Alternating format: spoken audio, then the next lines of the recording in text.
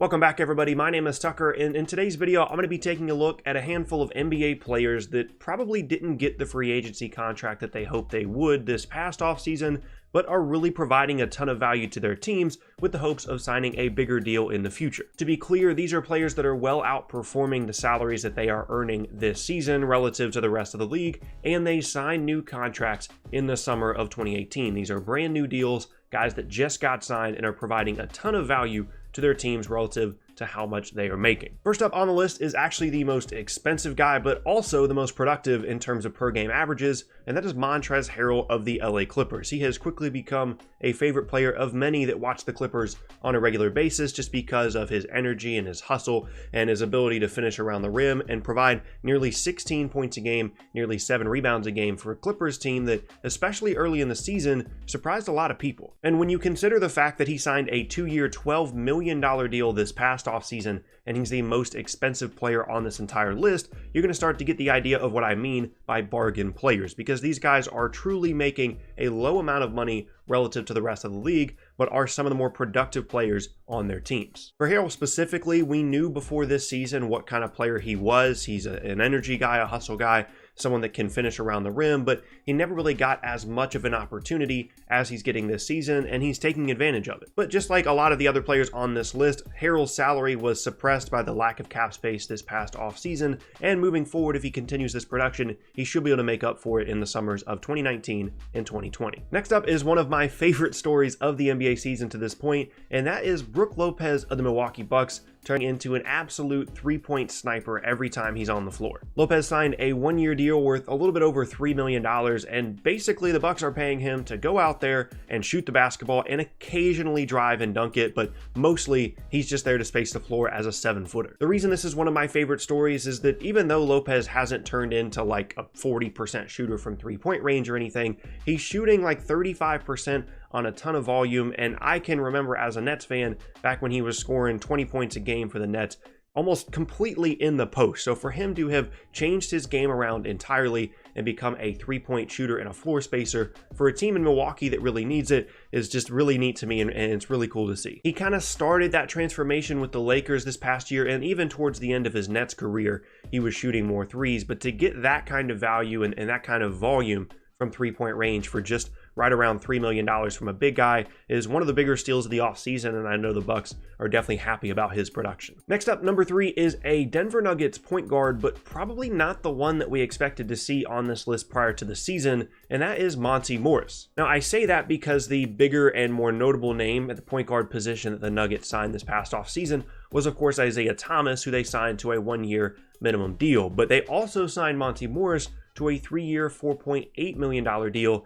after he'd been around the team for a little while as a two-way player, and he's really broken through as a very high caliber backup point guard for the Nuggets. And he's done so well that even when Thomas returns, it's questionable whether or not he's going to get many, if any, minutes in front of Morris, because he's a good facilitator. He's a guy that doesn't need to score as much to be effective compared to Thomas, and defensively, even though he's not great, he is at least going to be better than Isaiah Thomas, who has shown to be one of the worst guard defenders in the league over the past couple of seasons. And for a team like Denver that has had to deal with as many injury issues as they have, getting this kind of value from a player that's making basically nothing relative to most of the NBA is a big boost to them, and is one of the bigger reasons, not Morris specifically, but just in general, the contributions up and down the roster from guys at the bottom like Hernan Gomez all the way up the top to Jokic is one of the big keys to why they are being so successful this season. Moving on now, and the next two guys are players that you probably expected to see on this list,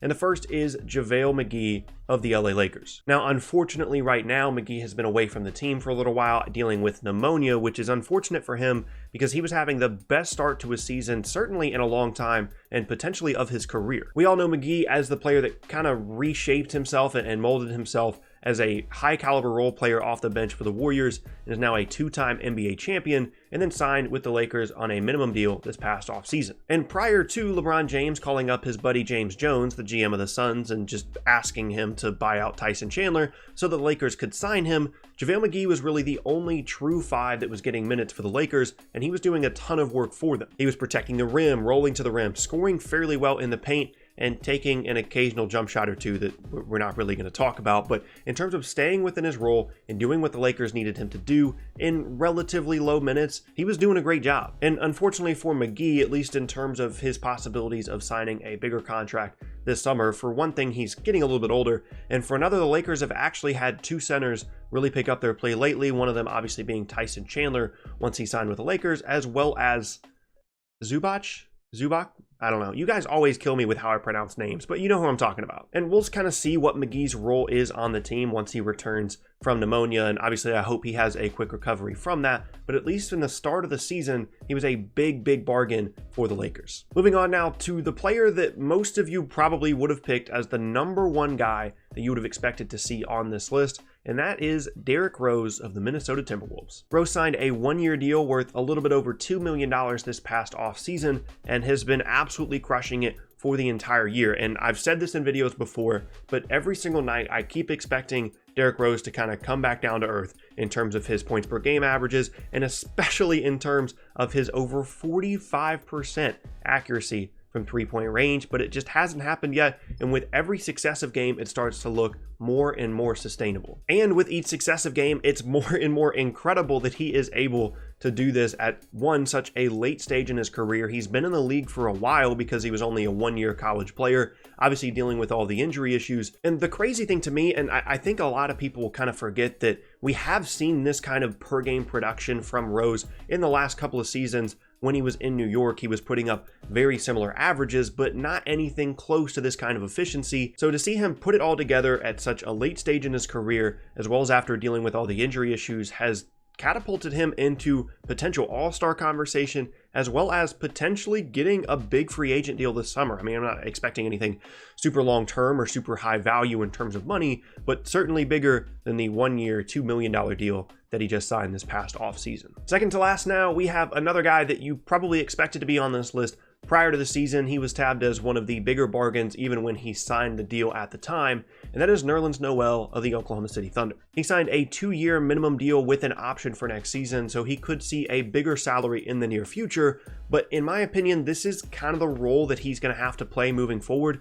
unless he shows something more on the offensive end. Kind of an energy guy, a defensive specialist off the bench, and that's a valuable role to play, and he can make plenty of money and get plenty of minutes doing it. But I think the days of thinking that Nerlens Noel is a starting caliber center in the NBA are probably over unless there's a huge progression from him on the offensive end. He had those weird struggles in Dallas where the team traded for him, and then basically immediately Rick Carlisle refused to play him, and by the end of his tenure with the Mavs, he basically wasn't getting any run at all. So this is a positive turnaround for him this season, and maybe progressively over the next couple of seasons, we could see him start to move into more of a starting role. But even if that doesn't happen, he's definitely been a big bargain for the Thunder this year. And last up is a player that prior to the season, I did not expect to be on this list, simply because I didn't really like the fit between him and his new team, and I thought he was too old to really produce at this level anymore, and that is Tony Parker of the Charlotte Hornets. He signed a 2-year, $10 million deal this past offseason, and I really just thought that it wasn't going to work.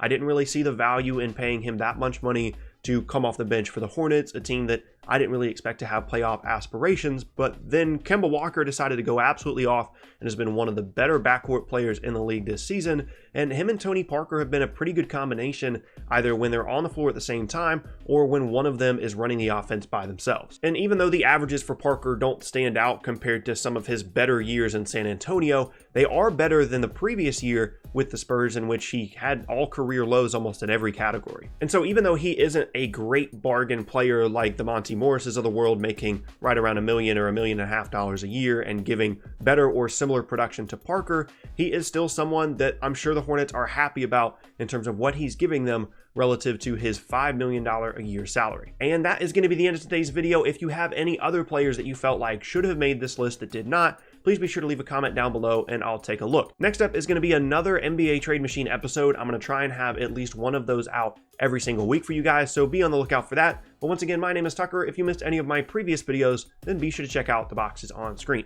Thanks again, and I'll see you all next time.